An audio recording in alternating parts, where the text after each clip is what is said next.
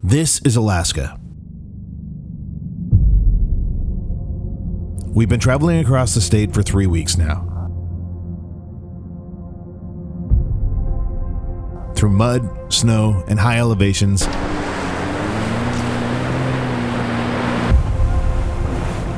And it's time to make our final push. And this one might be the most challenging yet.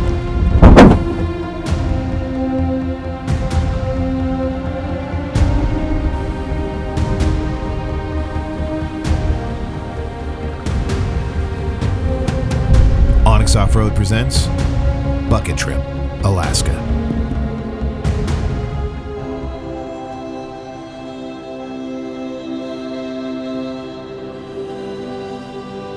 What's up, everybody? Welcome back. It is time for the next video in the Bucket Trip series. We are in Alaska, currently camped next to the Glacier, which is like a 15-mile long glacier.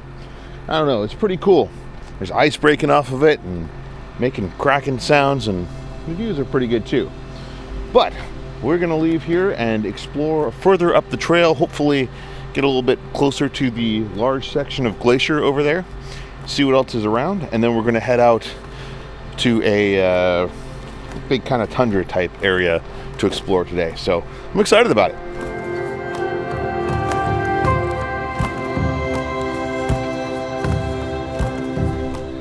You ready to leave this crazy place? Not so much. Not so much, right? Yeah, it's pretty epic. It's pretty awesome. We weren't quite done with the glacier yet, though. We'd spotted some trails that would take us closer, and we absolutely had to go explore.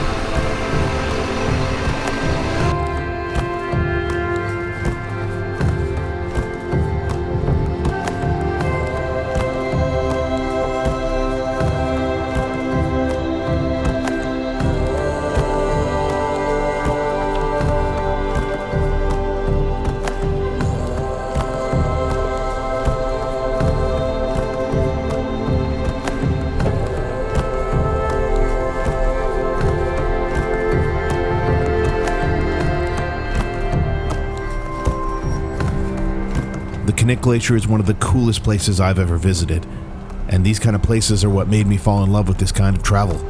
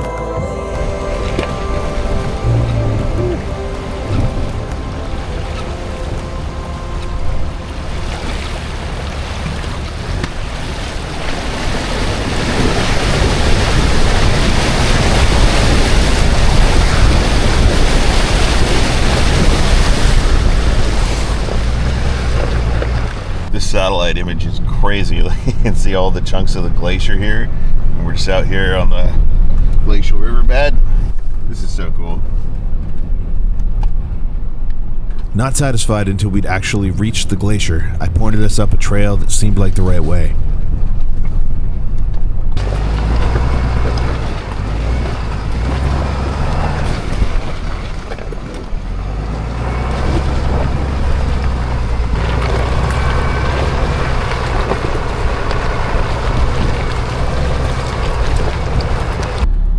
This is where we camped, probably right about here, and then we came up here, down across this river. Now we're going up over this little mountain, and we're going to try and get down to the glacier over here, which I think We can probably get down to about here, maybe. We have to go up and over this mountain on this road that's, you know, just barely wide enough for a truck. It's definitely like a quad trail.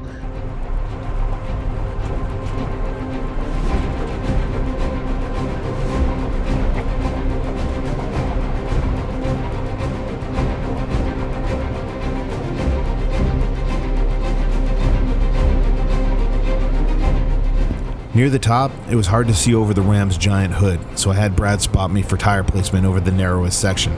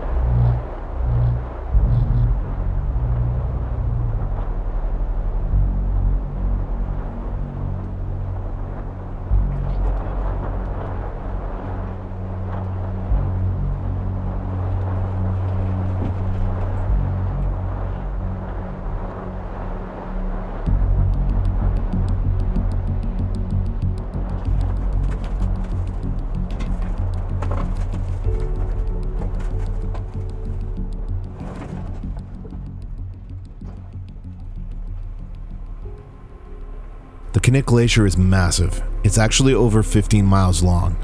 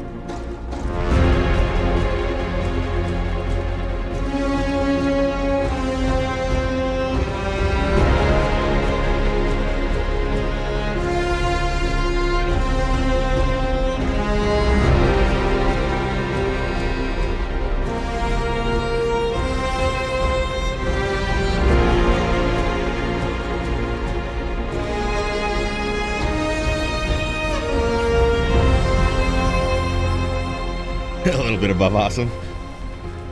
Yeah, I'm glad we came down here. 100%. Plus, it was fun. It was super fun. That trail was a little bit sketchy. It was narrow for my truck. Yeah. That one part coming down when it was like a little off camera. Yeah. I saw you kind of tiptoeing a little bit. I was like, okay, taking his time. Yeah. It was good. Okay, we just drove over this, well, Glacier Field mountain, I guess, and out to the main glacier. So last night we camped near all the kind of chunks that are in this glacial lake, but now we've actually reached the 15-mile long glacier. It's pretty impressive. Man, the places we get. Just by a little effort. Just a little effort. Yep. A little determination. At this point, you know, it really feels like we've just gone on this amazing adventure to get here, and I'm loving every second of it.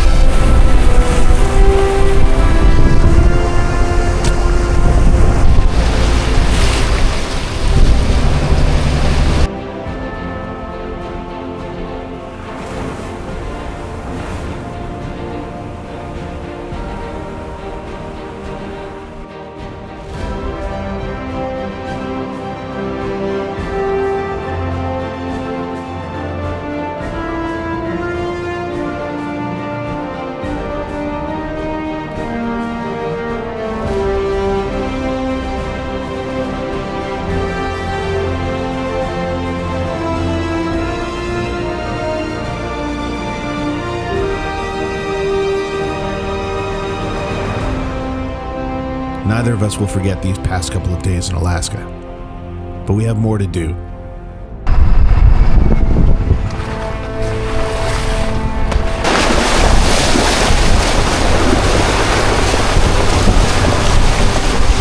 A couple of hours from the glacier, we're heading into another trail called Monument Mountain, which we found here on Onyx Off-Road, and then we're going to go to the end of that and beyond, hopefully, to a Riverside to camp tonight. So we'll see how this trail works out. There is snow up on the mountains up ahead, so it's going to be interesting.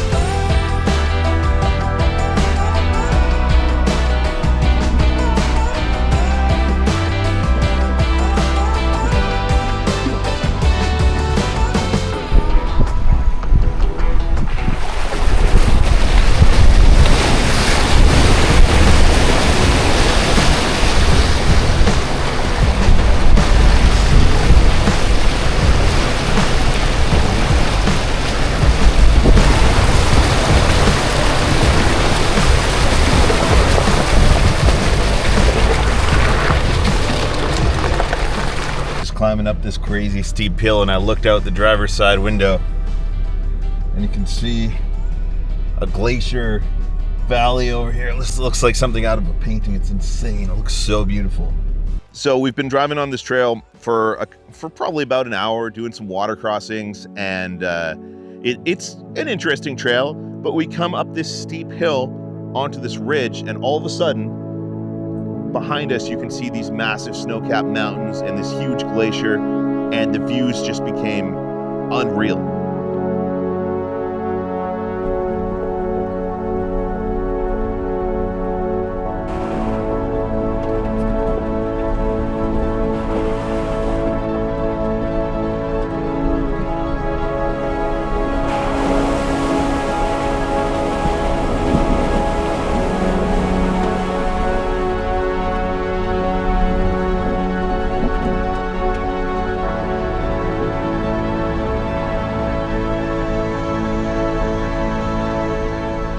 This trail has turned out to be pretty fantastic. Views are crazy. Lots of fun water holes to play in. I'm liking it.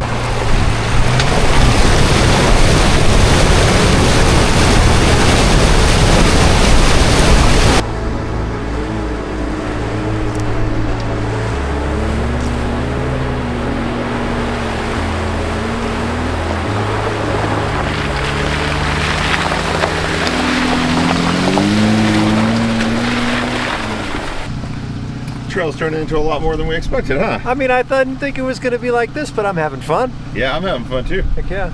Lots of good water holes, lots of good views. A little bit of mud. Yeah? Yeah. You love mud.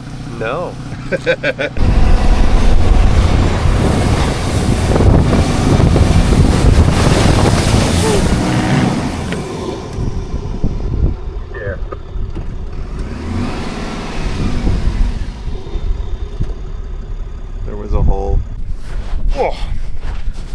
I was just driving down this road and this snow came out of nowhere. I'm stuck. Of course, once again, Sean's gotten himself stuck in a snowy puddle. It wasn't deep at all here. And then there's a water puddle here. Yeah. So Brad's gonna break out the kinetic rope and see if we can get out of this little pickle I've gotten myself into.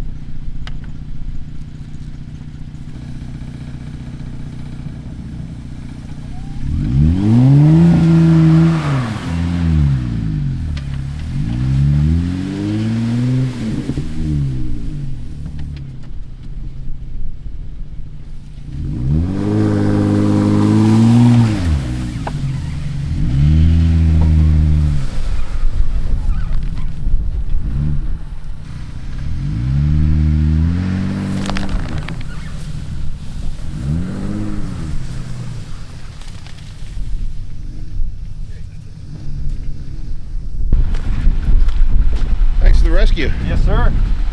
I full sended when I should have half sended. It's all good. It happened.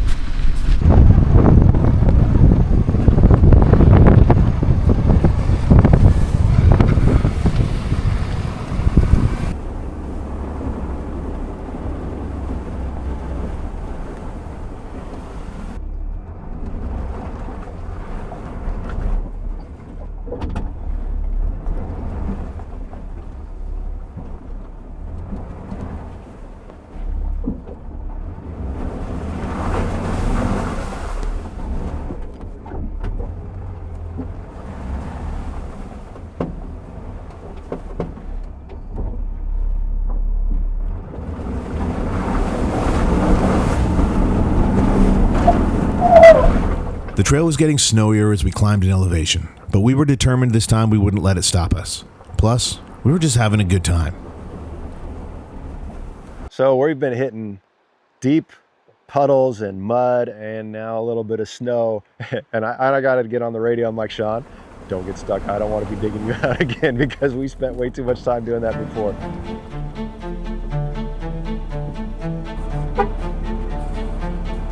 Oh, water again.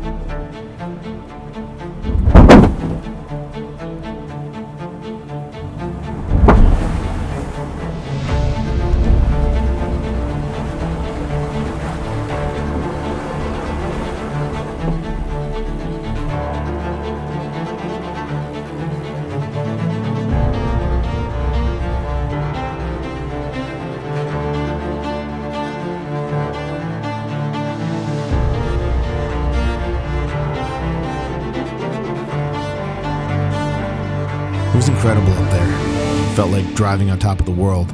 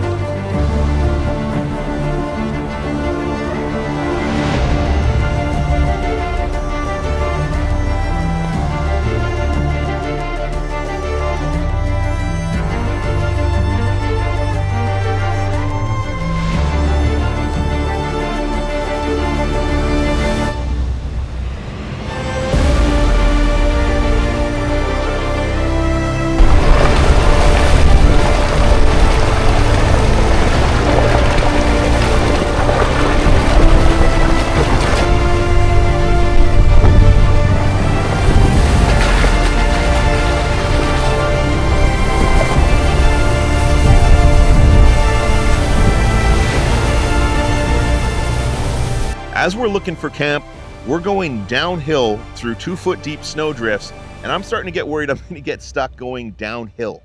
We're just making our way down into this valley now.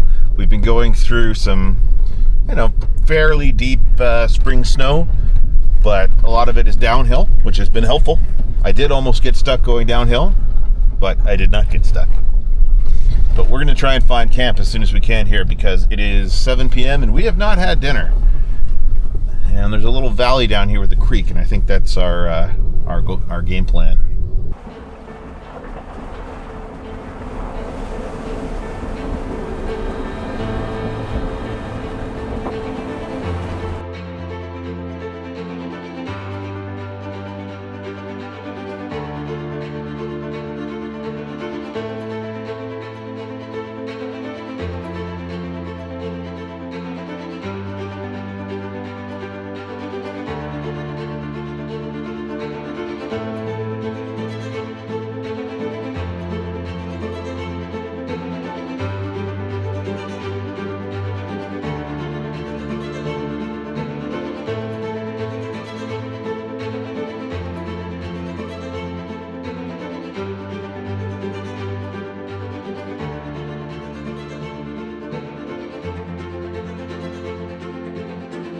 Well, bit of a muddy trail getting out here with some fun snow, but nice change of scenery. We got some sunshine.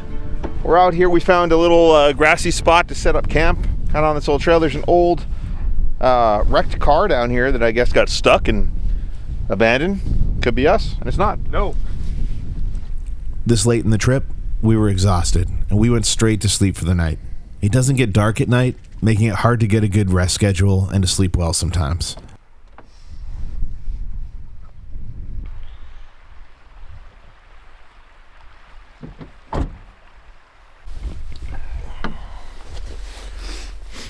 Good morning. Good morning. It is so peaceful here, and the sun's out. Mm-hmm. I'm up before 8 a.m. I'm proud of you. Thank you.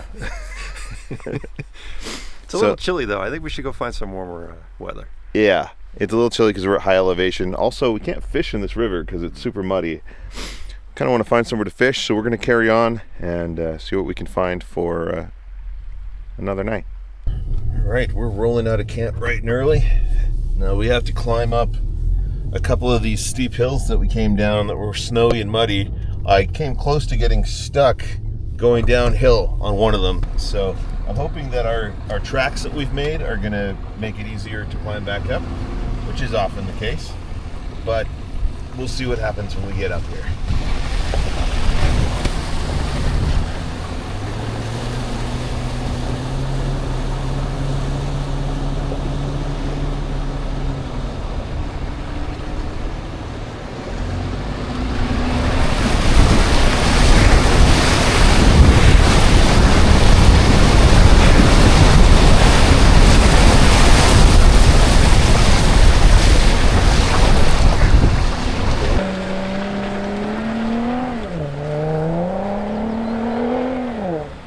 Uh-oh.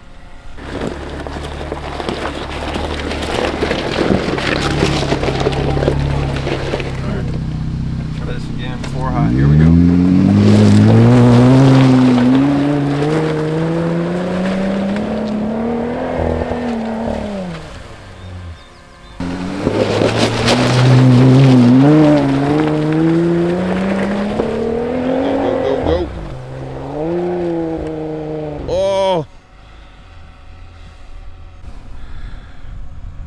This is a problem. Way down.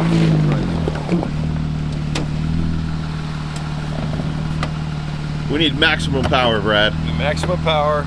Full speed. I think I'm going to drop my tire pressure pretty low, and I'll just fill them back up later.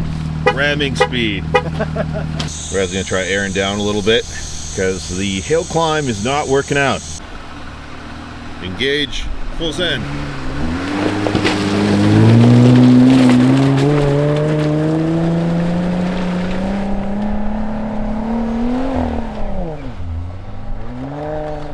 No. Almost had it. I think I want to go one more. Yeah, of course. You gotta go one more. You almost had it. Hey, step on the send pedal, eh?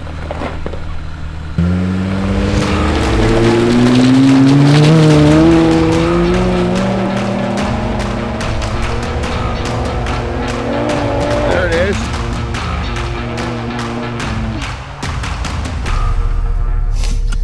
All right, let's see if I can take a bit more finessed approach. I doubt that it will work because it's a really steep hill, but I'd like to.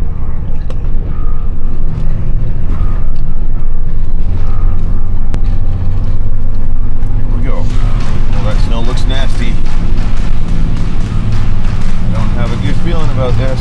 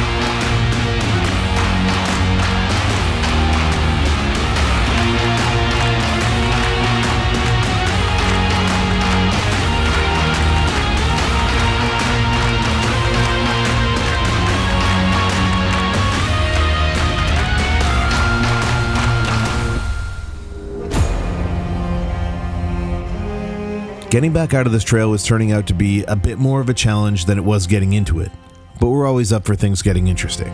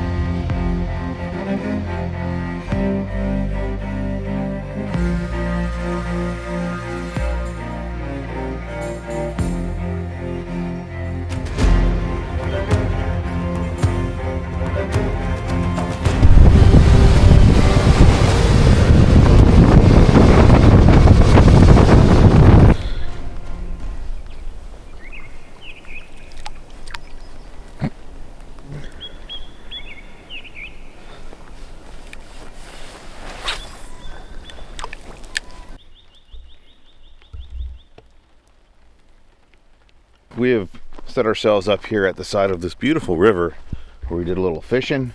I didn't catch anything. Brad caught a fish. A little bit rainy today. Yesterday it was a little nicer and there was all these mountains in the distance. But that's okay because we're heading out of here, and today we're going to do the famous McCarthy Road, which is an old railway, right? That went up to the Kennecott mine and the town of McCarthy. So it's got some history, and I love old railways. Even though it's not a railway anymore, we can pretend we're trains. So it should be a lot of fun.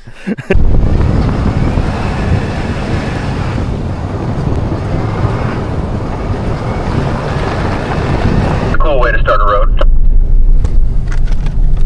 Yeah, it is. We're now officially on the McCarthy Road, which is used to be a train route.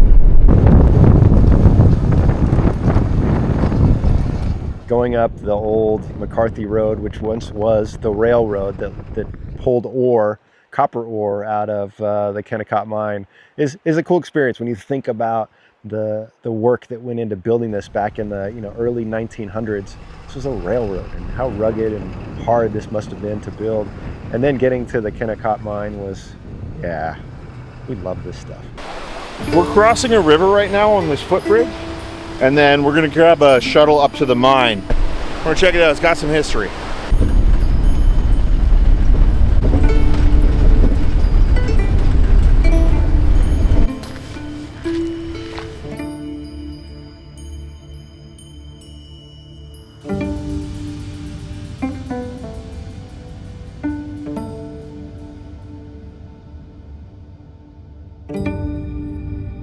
Over here is the Kennecott Glacier, but you can see all out here, this is all glacier field where the glacier has receded.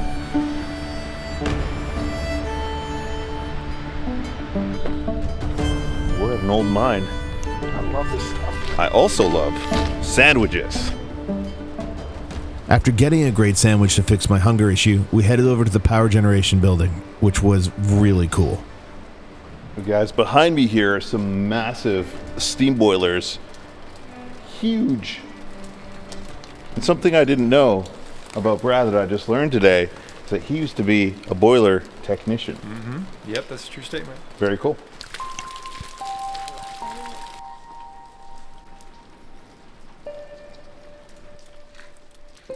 It feels lived in. It feels like you can feel the energy of that place when you're walking through there. It's just a really cool ghost town.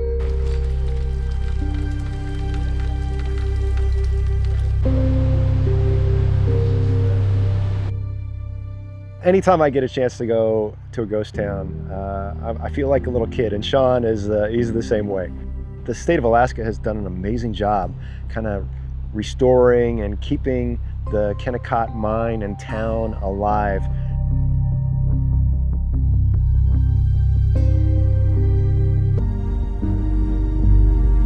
All right, we just left the Kennecott mine. Very cool place. I wish I had more time to spend there. I could probably spend a few days there just looking around and taking it all in, but we got to keep moving. We're heading out towards an old train trestle that's on the way out of here. We're going to have a look underneath it and look around. We can't fly drones in here because it's a national park, but we'll have a look at it and see if we can get a couple shots.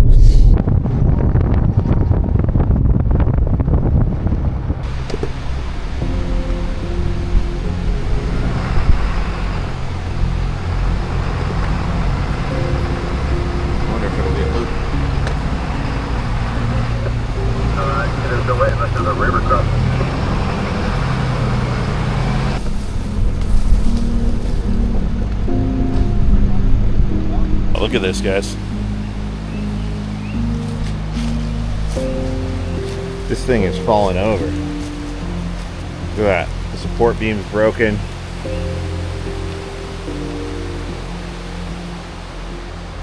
This trestle is on its last leg, literally. I'm thankful that we're here to kind of see it, because you can see there's already a big section that's fallen and the rest is about to go. They built this in 1911, and I think it was in like 8 days in the harsh of winter. It was like -30 when they were building this.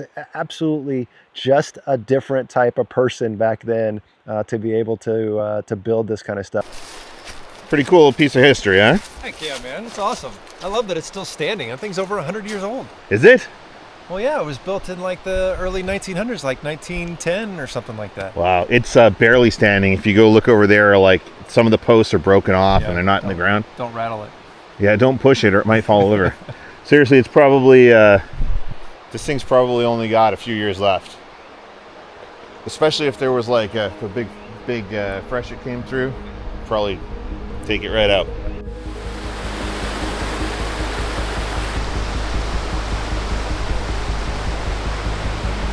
The creek here has created a massive log jam that's pretty much diverted the creek under the bridge, which is leaning precariously that way. You can see over this way. Over this way, there's not much left. This is all collapsed.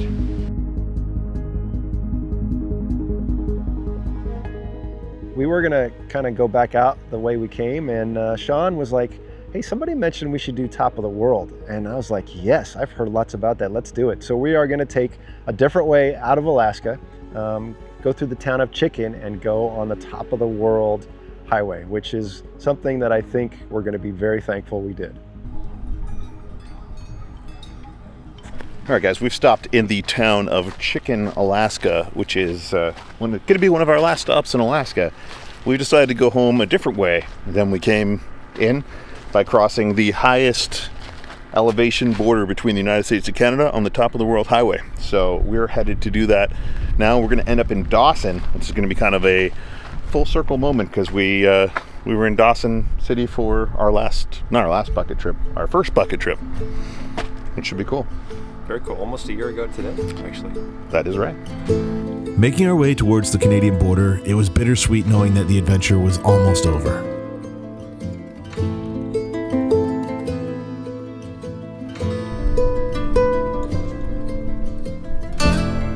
All right, well, it kind of feels like we're back where we started, everybody, but we are leaving Alaska. We're currently at almost 4,000 feet elevation on the Top of the World Highway. Incredible views behind us. And we're about to cross into Canada. It's a little bittersweet, but is. it's been pretty amazing. It's been a good one, right? Yeah, it's been a good one for sure.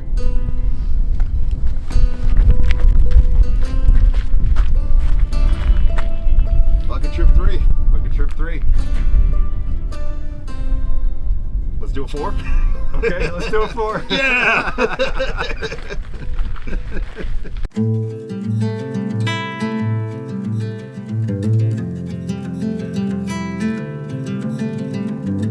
My favorite parts of the trip were, 1, being in Alaska, 2, absolutely the Knik Glacier. Being able to camp there that's a memory that's going to stick with me for a long time. And I know this may sound weird to people, but digging Sean out of the snow, that was one of the highlights, because I know that we were going through a struggle together. We were trying to figure that out, and I think that is a piece of the trail that's going to stick with us for many years to come. I want to do a lot more bucket trips.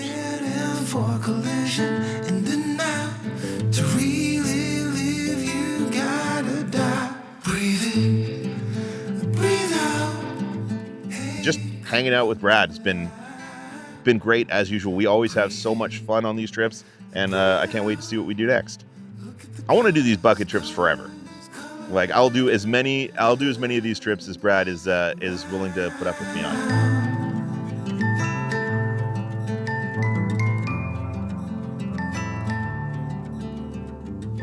There was one thing left to settle, however. So we decided we were going to have a little rivalry. I think that was my idea, which was probably a bad idea. Who was going to catch more fish on this trip? Who caught more fish on the trip? I did. I caught more fish. Sean caught an amazing rainbow trout to kick it off. And then when we took that tour, well, I only caught 3 that day and Sean caught 5. So I think he won. I think the final score is 6-4, something like that. So I got to buy dinner. This has been Bucket Trip 3, Alaska, and this is the story till now.